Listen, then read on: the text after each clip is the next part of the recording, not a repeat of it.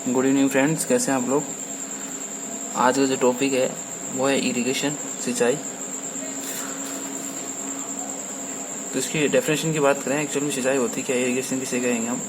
Crops को उनकी requirement के अकॉर्डिंग, जब रेनफॉल नहीं होती है तो उनकी रिक्वायरमेंट के अकॉर्डिंग जितनी वाटर के किसी भी आर्टिफिशियल मीडियम से सप्लाई करते हैं तो वो क्या कहलाती है, आपकी इरिगेशन कहलाती है।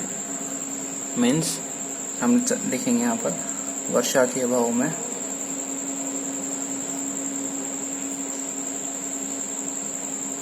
फसलों को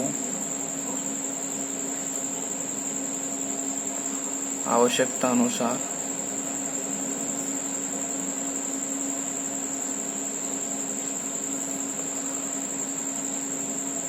कृत्रिम रूप से जल देना, ठीक है, क्या कहलाता है, आपका इरिगेशन कहलाता है। ठीक है,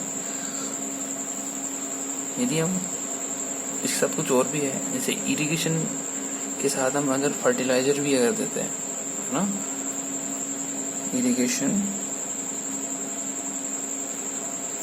प्लस फर्टिलाइजर, इसको अपन क्या कहेंगे, मिक्स में फर्टिगेशन कहते हैं। ठीक है,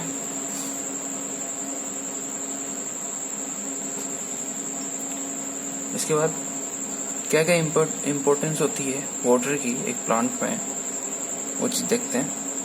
हेडिंग है आपकी इम्पोर्टेंस ऑफ इरिगेशन। किन किन चीजों में आपकी इरिगेशन की रिक्वायरमेंट होती है। तो first of all cell division के लिए, ठीक है, कोशिका विभाजन के लिए रिक्वायरमेंट होती है। सेकंड थिंग टेम्परेचर कंट्रोल,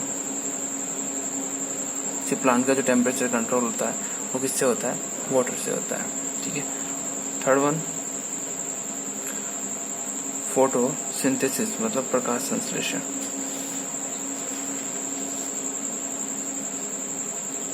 आपको पता है फोटोसिंथेसिस की प्रोसेस में क्या होता है, CO2 plus minerals and water chlorophyll, ठीक है, और सनलाइट, ये सभी मिलकर क्या करते हैं, फोटोसिंथेसिस की प्रोसेस को कंप्लीट करते हैं। ऑलराइट, तो फोटोसिंथेसिस के लिए भी क्या नेसेसरी है, आपका प्लांट में इरिगेशन या वाटर का होना कंपल्सरी है। इसके बाद जो आपके बेनिफिशियल इंसेक्ट्स होते हैं या फिर आपके माइक्रो ऑर्गेनिज्म होते हैं, उनकी जो फंक्शन होते हैं बेनिफिशियल माइक्रो ऑर्गेनिज्म के लिए, मतलब जैसे वो किसी को, आपकी जो माइक्रो ऑर्गेनिज्म है वो फर्मेंटेशन करते हैं, किण्वन करते हैं किसी चीज का, या जो ऑर्गेनिक मैटर्स होता है उनका, अगर वो फर्मेंटेशन करते हैं तो उसके लिए रिक्वायरमेंट होती है वाटर की। उसके अलावा जर्मिनेशन के लिए, सीड के जर्मिनेशन के लिए जो इम्पोर्टेंट थिंग है वो है मॉइस्चर, जिसको हम कहते हैं water plus soil plus temperature. ठीक है, water plus soil plus temperature, जिनके थ्रू क्या होता है, किसी भी सीड का जर्मिनेशन होता है। तो ये कुछ इम्पोर्टेंट रिक्वायरमेंट्स थी जिनके लिए इरिगेशन कंपल्सरी है। इसके बाद बात करते हैं हम रिसोर्सेस ऑफ इरिगेशन।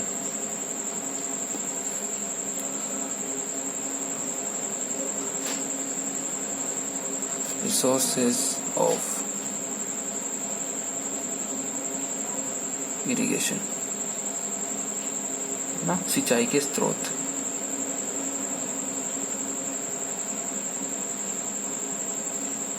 ठीक है, तो हम बात करें किसमें, एक इंडिया में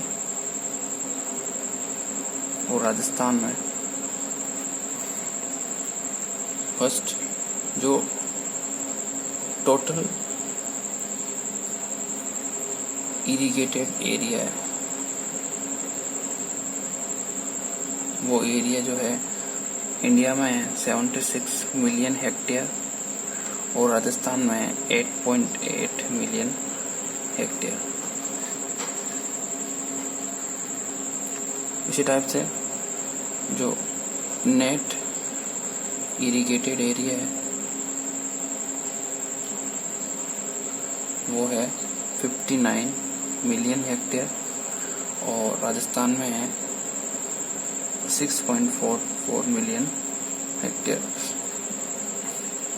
तो कैनाल्स मतलब नहरों के द्वारा जितना एरिया इरिगेट होता है वो है 40% और राजस्थान में होता है 26%। ठीक है, अगर हाईएस्ट की बात करें तो राजस्थान में सबसे ज़्यादा कहाँ होता है, गंगानगर। इरिगेशन जो है सबसे ज़्यादा जो कैनाल्स के द्वारा होता है इरिगेशन वो गंगानगर में होता है। पॉन्ड्स की बात करें, तालाब की, ये 30% इंडिया में और 8% इंडिया में और 1.5% राजस्थान में। और हाईएस्ट जो इरिगेशन होती है वो कहाँ होती है, आपके अलवर में। ठीक है, नेक्स्ट वेल्स से, कुओं से 30% इरिगेशन होती है और 33.8% राजस्थान में होती है। थ्रू ट्यूबवेल के थ्रू 22% इंडिया में और 33.8%। यहाँ पर 37 है ना, 33.8%। अदर की बात करें तो अदर में 0.25% इंडिया में और 1.2% अदर में आप कौन कौन से आते हैं, जैसे कि जितने भी जो ग्रामीण क्षेत्रों में यूज में लिए जाते हैं मेथड्स अलग अलग, उनमें आता है ये चीज़ें। ठीक है, इसके बाद कुछ इंपॉर्टेंट फैक्ट्स है जो आपको याद रखने हैं, नोट लगा कर लिख लिएगा आप। फर्स्ट, जो इंडिया में सबसे ज़्यादा जो हाईएस्ट इरिगेशन एरिया जो है वो है सिंचित क्षेत्र में लिख देता हूँ मैं। सिंचित इरिगेटेड एरिया जो है वो यूपी में है। ठीक है, ये इरिगेटेड एरिया की बात कर रहा हूँ मैं। और इंडिया में ही परसेंट जो सिंचित क्षेत्र में सबसे ज़्यादा जो एरिया है वो किसका है, पंजाब का है।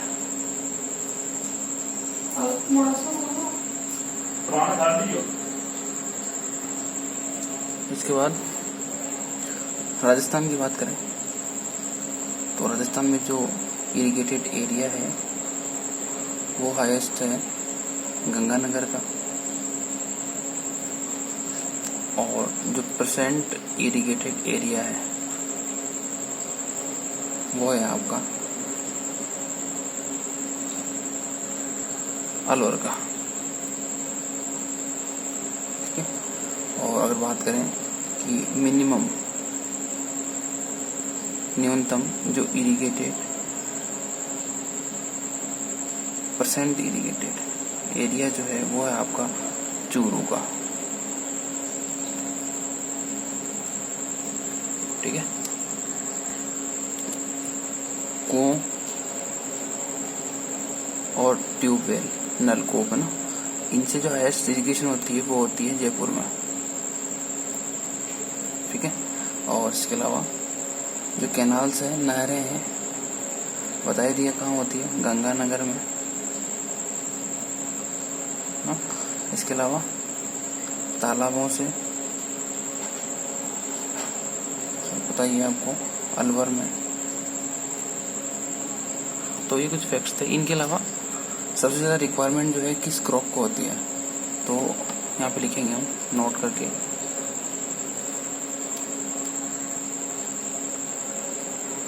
सर्वाधिक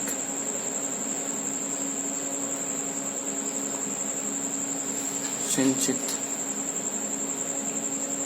क्षेत्रफल वाली फसल सबसे ज़्यादा चाहिए गेहूं को, देन सरसों। ठीक है, ये आपके राजस्थान की है ना, राजस्थान में। और इंडिया की बात करें तो इंडिया में भी सेम यही है। हाईएस्ट इरिगेटेड रिक्वायरमेंट वाली जो क्रॉप है वो है आपकी गेहूं, वीट। और बात करें इंडिया में प्रतिशत जो सिंचित क्षेत्रफल वाली जो क्रॉप है, सिंचित क्षेत्रफल वाली जो क्रॉप है वो है आपका शुगर केन, गन्ना। ठीक है, तो आपको ये फैक्ट्स याद रखना है। इसके बाद नेक्स्ट जो टॉपिक है आपका वो है जल मांग, वाटर रिक्वायरमेंट। ठीक है, वाटर रिक्वायरमेंट क्या होती है? प्लांट की जो शोविंग होती है, शोविंग से लेकर उसकी हार्वेस्टिंग तक,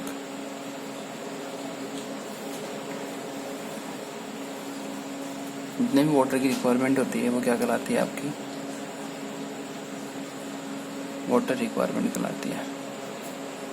ठीक है, तो इसका जो फॉर्मूला है वो जनरली फॉर्मूला क्या होता है? वाष्पोत्सर्जन,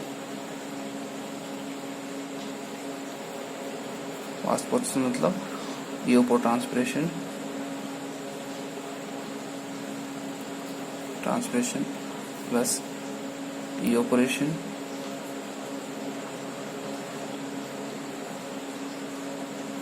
वाष्पन।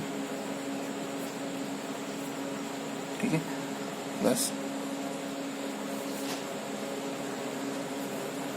Loss at the time of irrigation, मतलब सिंचाई करते समय जल की हानि। ठीक है,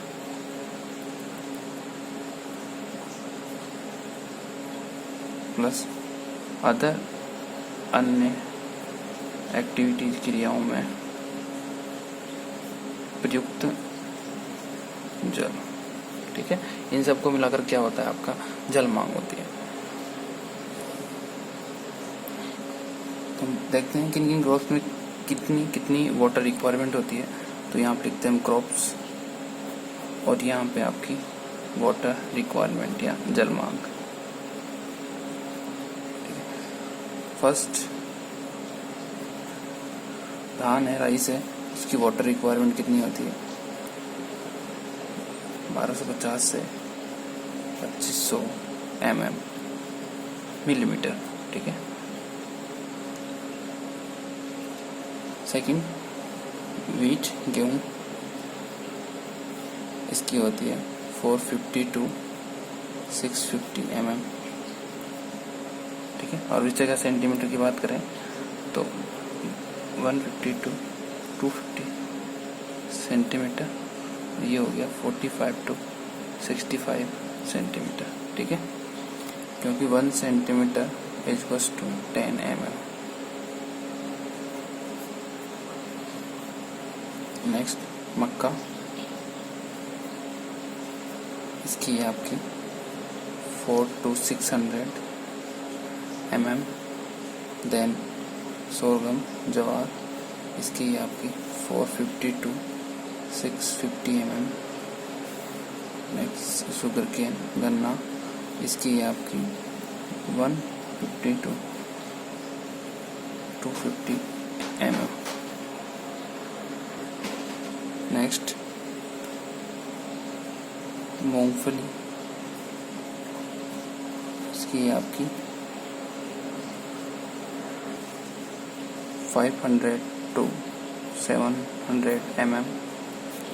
ठीक है। देन इसके बाद है आपकी टबैको, तंबाकू, इसकी आपकी 400 to 800 ml, ठीक है। कॉटन, कपास, इसकी आपकी 7 to 30 ml, ठीक है। और वन लास्ट मटर पी की हम बात करें तो उसकी है 350 to 500 ml। तो ये कुछ वाटर रिक्वायरमेंट थी, जलमांग थी, जो आपको याद रखनी है। किसी की भी जलमांग आपसे एग्जाम के अंदर पूछी जा सकती है। और इरिगेशन और आपका जो वेदर एंड क्लाइमेट था उनका मैं मिक्स अप जो क्वेश्चन सीरीज है मैं आपको ये टॉपिक खत्म होने के बाद दूंगा परसों के दिन, मतलब 3, 4, 5, 5 जून को मैं आपको दूंगा क्वेश्चंस, ठीक है। तो नेक्स्ट पॉइंट जो है आपका वो है जलमांग को इफेक्ट या प्रभावित करने वाले कारक।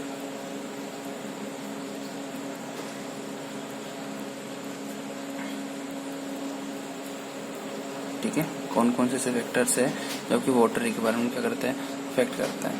जैसे फर्स्ट, नेचर ऑफ क्रॉप, फसल की प्रकृति। ध्यान से सुनना आप लोग किस तरह से होता है। मोस्टली क्या होगा, जिस टाइप की क्रॉप्स होती है उसको उसी टाइप की क्या होती है water requirement. Just like wheat, मैंने आपको बताया था कि वीट की क्या होती है वाटर रिक्वायरमेंट लो होती है ना, लेकिन काफ़ी ज़्यादा इसको इरिगेशन की रिक्वायरमेंट, अप्रोक्सीमेट 6 इरिगेशन इसको रिक्वायरमेंट होती है, ठीक है। आपकी राइस जो है उसकी भी वाटर रिक्वायरमेंट काफ़ी ज़्यादा है, आपको पता है, ठीक है। तो इस तरह से जिस टाइप की आपकी क्रॉप होगी उसी टाइप की क्या होती है उसकी वाटर रिक्वायरमेंट होती है। सेकंड, क्लाइमेट, जलवायु, है ना। इसके अंदर क्या होगा, अगर टेम्परेचर ज़्यादा होता है, जलवायु के अंदर कौन कौन सी आती है बताई दी है मैंने आपको इनके कंपोनेंट्स में। अगर इसकी अगर टेम्परेचर ज़्यादा होता है तो ऑब्वियसली इवेपोरेशन क्या होगा, ज़्यादा होगा, ट्रांसपिरेशन क्या होगा, ज़्यादा होगा। और अगर ये ज़्यादा होते हैं तो वाटर की रिक्वायरमेंट भी क्या होती है, ज़्यादा, क्योंकि प्लांट जो है जितनी क्वांटिटी में वाटर को इवेपोरेट करेगा उतनी क्वांटिटी में उसको रिक्वायरमेंट चाहिएगी, ठीक है। तो वो क्या करेगा, जाइलम के थ्रू, एक प्रेशर के थ्रू रूट से क्या करता है, वो मिनरल्स और वाटर को एब्जॉर्ब करता है, ठीक है। अगर आपके एनवायरनमेंट में अगर ह्यूमिडिटी रहती है तो वाटर की रिक्वायरमेंट क्या होती है, कम होती है। क्यों? क्योंकि ये ऑपरेशन नहीं होता है, ठीक है। थर्ड जो फैक्टर है इसका वो है क्रॉप मैनेजमेंट, फसल प्रबंधन। इसका मतलब क्या है कि अगर हम जैसे हैंड ड्राइंग करते हैं, निराई गुड़ाई करते हैं या फिर मल्चिंग करते हैं, ठीक है, और सीड रेट को अगर कम करते हैं, है ना, तो इन सब से भी क्या कर सकते हैं हम, आपकी वाटर की रिक्वायरमेंट को लेस कर सकते हैं, ठीक है। अगर आप कम टिलेज कम करते हो, ठीक है, या फिर आपकी जो हार्वेस्ट की टिलेज प्रोसेस या फिर आपकी जो सीड रेट है अगर वो कम होती है, सीड रेट कम होगी तो ऑब्वियसली प्लांट्स क्या होंगे, कम शो होंगे, है ना। तो वो क्या होगा, वो कम इवेपोरेशन करेंगे, उससे भी आपकी जो वाटर रिक्वायरमेंट है वो कम होती है। बेसिकली जितने भी जो डेजर्ट एरियाज़ होते हैं उन डेजर्ट एरियाज़ के अंदर जब हम सीड्स को ग्रो करते हैं तो ग्रो के टाइम 50% जो है वो ज़्यादा रखते हैं। जब ड्राई फार्मिंग का आपका टॉपिक आएगा उस टाइम मैं आपको क्लियर करूँगा ये सब चीज़ें। नेक्स्ट, ऑर्गेनिक मैटर, कार्बनिक पदार्थ।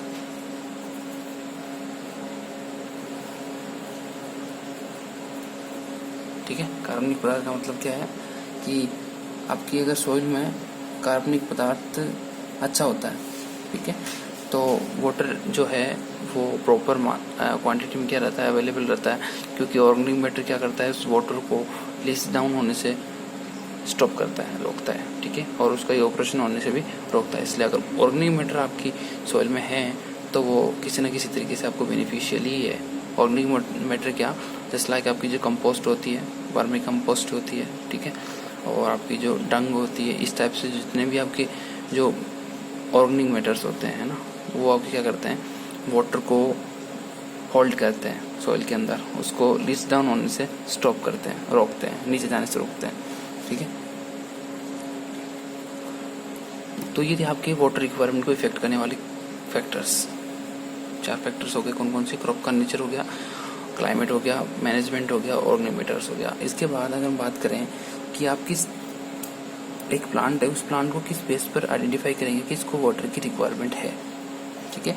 तो नेक्स्ट जो आपका टॉपिक है या हेडिंग है सॉरी, वो है आपका डिटर्मिनेशन ऑफ इरिगेशन, सिंचाई का निर्धारण। डिटर्मिनेशन ऑफ इरिगेशन, सिंचाई का निर्धारण। अगर कोई बच्चा इंग्लिश मीडियम से है, सीबीएसई से है, एग्रीकल्चर आरबीएससी इंग्लिश मीडियम से है, तो वो कमेंट सेक्शन में लिखें कि हाँ मैं इंग्लिश मीडियम से हूँ। तो मैं ट्राई करूँगा कि उसके लिए जितने भी इंग्लिश वर्ड्स है वो यूज़ कर सकूँ। और वैसे भी आपको जो जेट और आईसीआर के एग्ज़ाम में जब आप क्वालिफाई होंगे और कॉलेज में एंटर करेंगे, तो बेसिकली आपको इंग्लिश की कहीं ना कहीं आवश्यकता तो होती है। तो इन वर्ड्स को आप अभी जितना जल्दी कैच करेंगे आपके लिए उतना ही फायदेमंद रहेगा, ठीक है। चलो बात करते हैं सिंचाई के निर्धारण की। तो हम फर्स्ट जो है आइडेंटिफाई करेंगे हम उसको, जो प्लांट्स की जो आउटर एक्टिविटीज़ है उनको देख करके। फर्स्ट पॉइंट, प्लांट की आउटर जो कैरेक्टरिस्टिक्स है, स्थिति को देखकर। जैसे अगर आपकी लीव्स जो है, पत्तियां जो है अगर मुरझा रही है, तो ऑब्वियसली आपको क्या पता चलेगा कि उसमें पानी की कमी है ना। तो या फिर आप क्या कर सकते हो कि एक इंडिकेटर प्लांट लगा सकते हो, है ना, जस्ट लाइक आपके सनफ्लावर। तो वो क्या करेगा, जब अगर वाटर की अगर डेफिशिएंसी होती है, कमी होती है, तो सबसे पहले वो क्या करता है, ड्राई होने लग जाए। तो यहाँ पर आप लिख सकते हो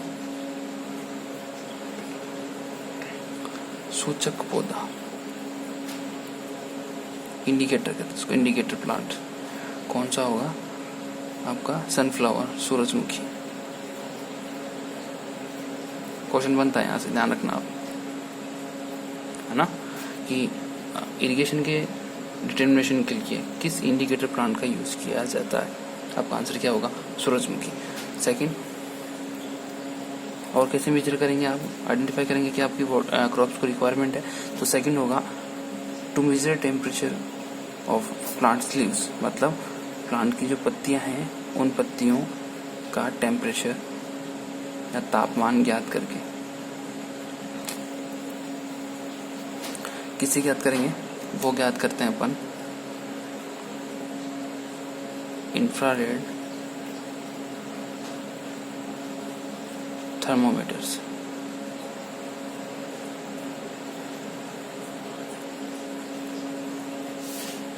इंफ्रारेड थर्मोमीटर से क्या करते हैं, उनके टेम्परेचर क्या आते करते हैं। नेक्स्ट जो है थर्ड,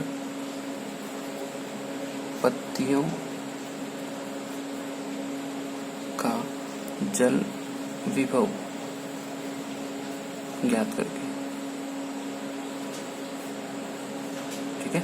और ये जो मेथड है, ये मेथड जल विभव क्या होता है एक्चुअल में, जिन सेल्स के अंदर वाटर, मेनली जो सेल्स होती है प्लांट की, उन प्लांट की सेल, लीव्स की सेल्स होती है, उन लीव्स सेल्स में आपके जो साइटोप्लाज्म में, ठीक है, वो अगर यूपरेशन के थ्रू वाटर जो है वो यूपरेट हो जाता है, तो वो सेल्स क्या हो जाती है, रिंकल होने लग जाती है, या फिर वो सिकुड़ने लग जाती है। तो उससे उसका जल विभव क्या हो जाता है, कम हो जाता है, ठीक है। और जैसे वाटर की सप्लाई होती है तो वापस क्या हो जाती है, वो फूलने लग जाती है, स्वेल करने लग जाती है।